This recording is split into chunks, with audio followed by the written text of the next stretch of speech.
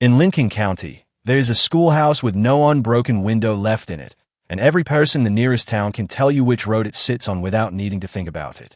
Ask them why they avoid it, and the answer changes depending on who's talking. Ask them if they avoid it, and the answer is always the same. Washington State sells itself on postcards. Evergreen forests, glacier-fed lakes, a skyline wrapped in fog. What the postcards leave out is what the state has spent more than a century trying not to talk about. Not ghosts, necessarily. Something closer to residue. The places where something happened that nobody cleaned up correctly, and the ground has been holding onto it ever since. 11 of them. Some the state remembers. Most it would rather forget. Number 11. The Govan Schoolhouse, Lincoln County. Govan barely qualifies as a town anymore. A scatter of buildings in the wheat country of eastern Washington, most of them empty, all of them sun-bleached the color of old bone. The schoolhouse sits at the center of what's left, a single-story wood-frame building constructed in the early 1900s when Govan still had enough children to fill it. It didn't stay that way. The rail line that fed the town's economy rerouted. Families left for work elsewhere. The school closed, and nobody with the money or the motivation to tear it down ever showed up. What's left is a shell, windows broken out one by one over decades by people who never explained why they threw the rocks.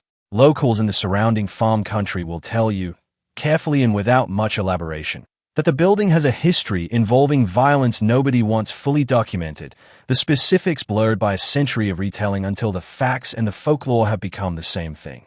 That's often how it goes with a place like this. The truth gets old and quiet, and the fear outlives the details that caused it. But that wasn't the only town Washington built and then let the land take back. Number 10. Black Diamond Cemetery, King County. Black Diamond was a coal town, one of dozens carved into the hills southeast of Seattle in the late 1800s when coal, not software, was the thing that built this region's fortunes. The mine brought immigrant labor from across the world, and it killed a great many of them. Cave-ins, gas explosions, the daily grinding hazard of pulling coal out of unstable ground hundreds of feet down.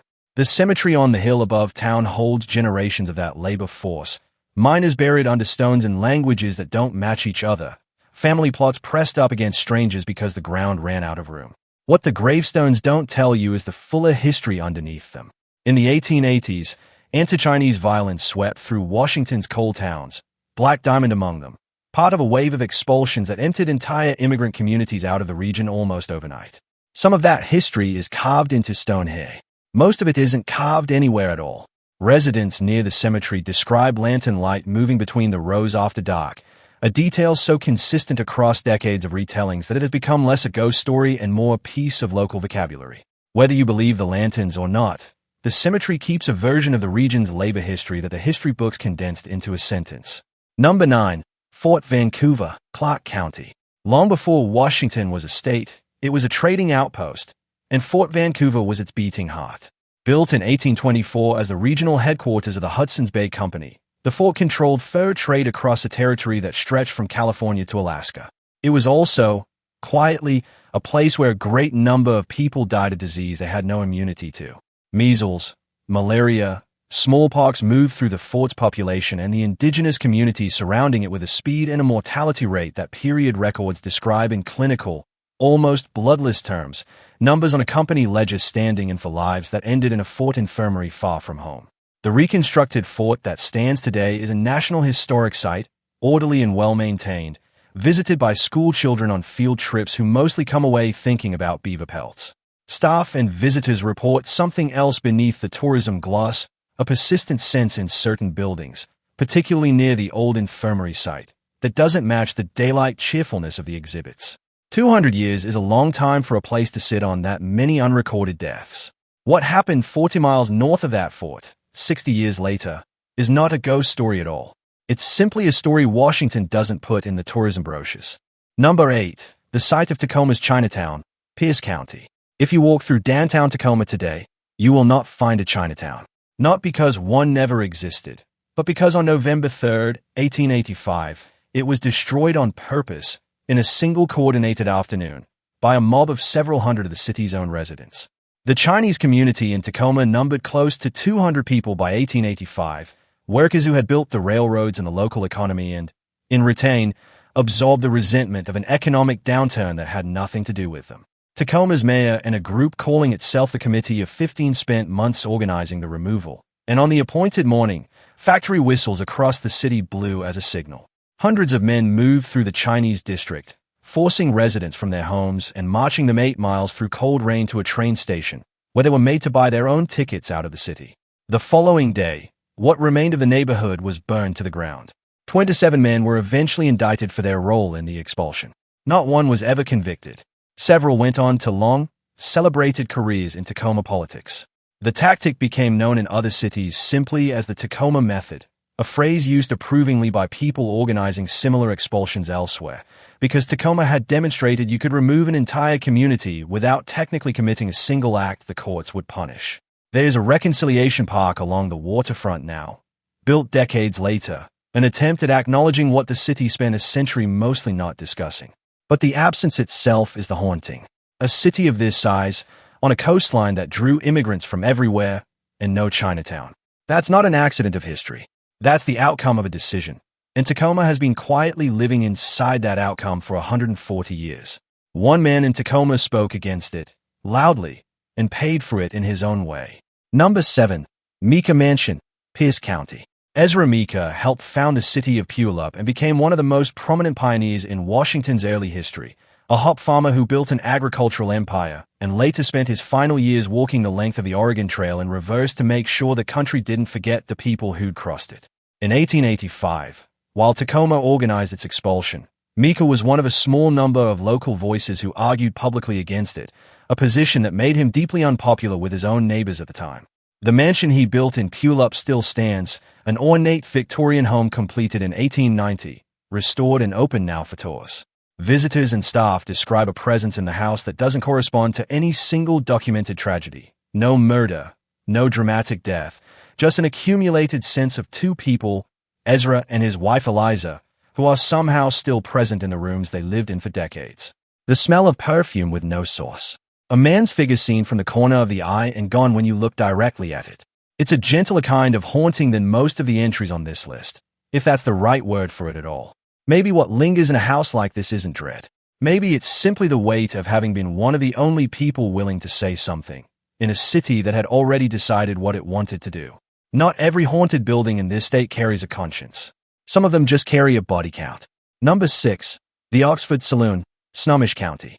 The Oxford opened in downtown Snohomish in 1900, and for the first several decades of its existence, it operated with the kind of casual violence that a lot of frontier saloons did, and mostly got away with.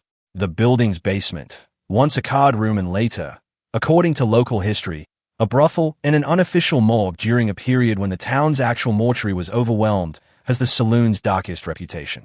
A man remembered locally as Henry, believed to have died in the building in a fight sometime in the early 20th century, is the establishment's most consistently reported presence, seen on the basement stays and occasionally in places he has no obvious reason to be.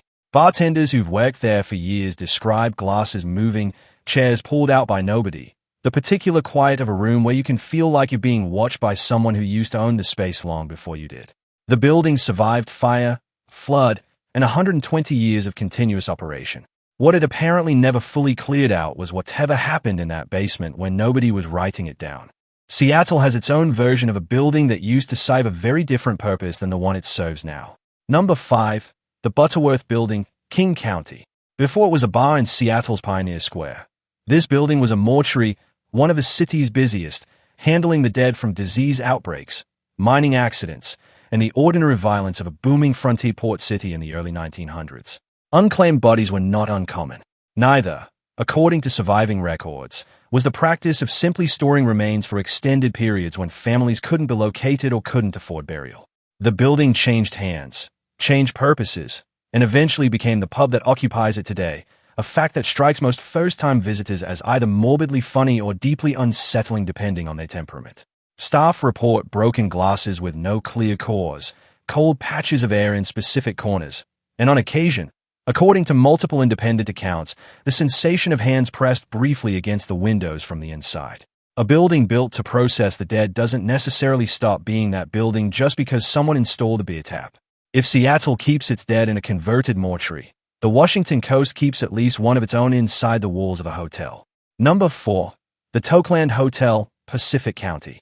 Built in 1885 on the shore of Walapa Bay, the Tokeland Hotel is one of the oldest continuously operating hotels in the state, a wooden building that has weathered more than a century of Pacific storms without losing its structure, according to generations of guests, without losing everyone who ever stayed there. The hotel's most persistent story involves a Chinese immigrant employed at the property in the early 20th century, remembered locally by the name Charlie, who is said to have died after becoming trapped in a narrow space behind one of the building's fireplaces. It is a story that echoes, in a smaller and quieter way, a pattern that shows up again and again in Washington's frontier history. Immigrant labor, present and essential and largely undocumented, disappearing from the historical record the moment something went wrong. Guests report flickering lights with no electrical explanation, footsteps on empty staircases, objects relocated overnight. The hotel keeps a guest logbook specifically for paranormal encounters, filled over the decades with accounts from people who came for the coastal views and left with something else to think about. Whether or not you put stock in the ghost, the man behind the story represents a category of person this state's early economy depended on and its early history mostly failed to name. Further inland, in the Cascades, an entire community disappeared the way Charlie's story suggests, not with a single dramatic event, but with the slow abandonment of people the economy no longer needed. Thanks for watching this video. See you in our next video, guys. Also consider subscribing to our channel for more such haunted stories. Thank you.